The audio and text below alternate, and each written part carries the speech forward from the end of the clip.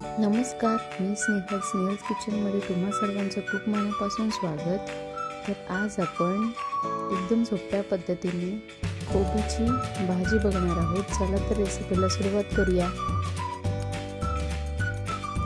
एक कढई घेतलेली आहे, यात तेल घालूयात। साधारण एक मोठा चमचा तेल घातला। तेल गरम झाले की मोहरी घालायची।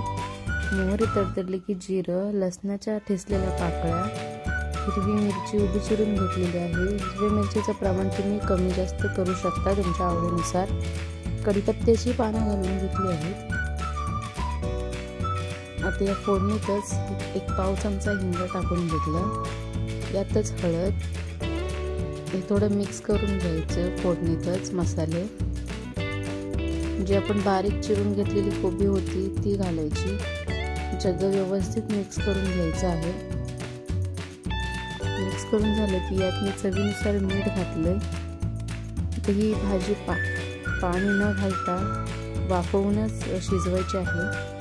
तर तुम्ही बघू शकता, झाकण काढून अधूनमधून चमच्याच्या साहाय्याने ढवळत राहायचं आहे भाजीला, जेणेकरून भाजी खाली करपू नये। गार्निशिंगसाठी बारीक चिरलेली कोथिंबीर घातली।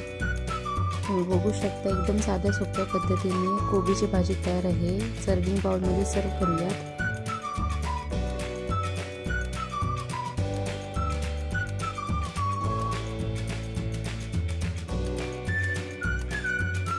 तर आजच्या या व्हिडिओमध्ये साध्या सोप्या पद्धतीत कोबीची भाजी बघितली।